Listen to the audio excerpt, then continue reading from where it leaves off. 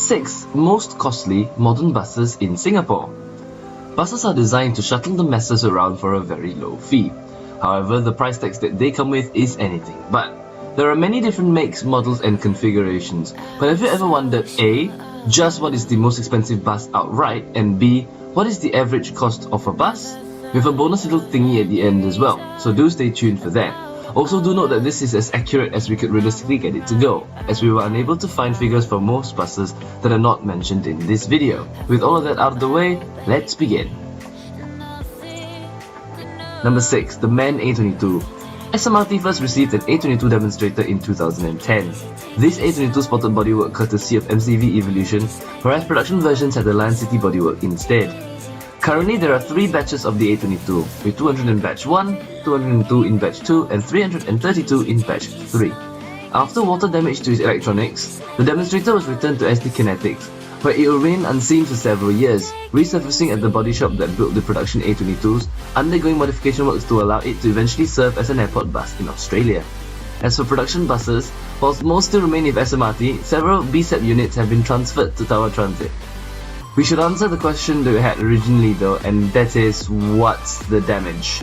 An A22 was set, depending on who bought it in the first place, SMRT/LTA, back around 325,000 SGD, which isn't that bad considering that the A22 is one of the more powerful buses in the LTA fleet. If you want to know about the whole which bus has the most power thing, you can click on the first link in the description down below, and it'll bring you to a video where we do a top 10 just about it. Number 5. Scania K230UB. SBS Transit purchased the first batch of KUBs in 2007. These buses had engines that fulfilled the Euro 4 emissions regulations set at that time. The first batch, which was subsequently further split up into the Euro 4 Batch 1s and the Euro 4 Batch 2s, cost SBS Transit a total of $180 million. A further 400 units were acquired, though this time they had to meet the Euro 5 regulations. These cost SBS Transit another $147 million, but they weren't quite done with the chassis, choosing to part with another $72 million in exchange for the final batch of K230UBs. On average, a KUB would have cost the SBS Transit $362,700, making it 5th on this list. Number 4. The Mercedes Citaro. SMRT was the first to operate a Citaro in Singapore. SMB136C was brought in to test its suitability, which precipitated relatively quickly into both operators adding Citaros to their fleet. SMRT first added 10, then an extra 40 to its fleet. Whereas SBS Transit clearly preferred the Citaros to other single-deck chassis, ordering more than 1,000 examples. In fact, they ordered so many that LTA post-BCM has had to take over the order. Each Citaro would have cost its operator $336,670, making it 4th on our list. Number 3. The Alexander Dennis Envaro 500. The Envaro is the first double-deck bus that SMRT has purchased. Although SMRT prefers bendies, they aren't the most practical, owing to their relatively large external dimensions. Double decks, on the other hand, other than the height anyways, are not too dissimilar to their single deck counterparts. The first Envaro was registered as SMB 5001A.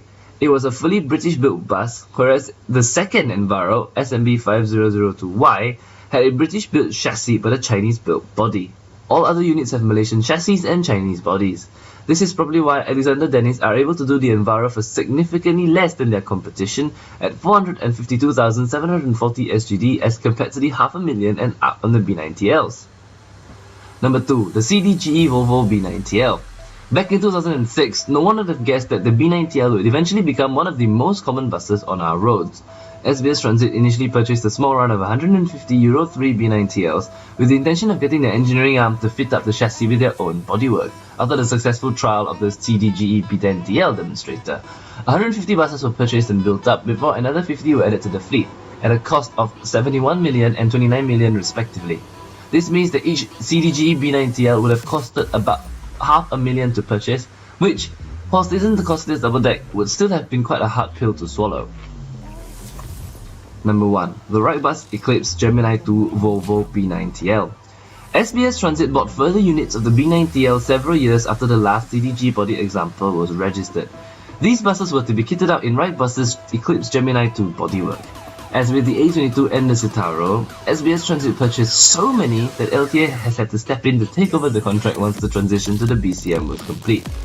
We aren't quite sure why the Gemini 2 bodywork was chosen though for total build price in these buses actually cost more than their CDG counterparts, to the tune of $80,000.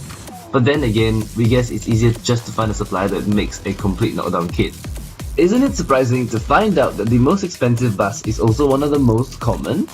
Well, I guess the operators are paying for the R&D, and the ease of having a supplier just drop off a complete kit ready for assembly as opposed to having to run around to find your own manufacturers to design and to build your own bus body. Yeah. Whilst not the most accurate way to find out the cost of an average unit in each fleet, it is the most convenient, and from a little arithmetic, we have derived an average price of a bus to be about $431,000. That's Sing dollars. That's BMW M3, Jaguar F-Type, Lexus GSF, Maserati Gran Turismo, Mercedes C63 AMG, and Nissan GTR money. Now, I'm not sure which you would prefer, but personally, if I had $500,000 to splash, and since I'm not a public transport operator, a car would do me very nicely indeed. Anyways, thank you very much for watching this top 10 video. Do subscribe if you haven't already, like the video if you enjoyed it, share so that more can watch this series and learn many pretty much useless facts from it. Oh yes, before I go, with that all done, do check out these two videos. I guarantee you like them a lot. And with all of that done, I'll see you in the next video. Yes, so goodbye.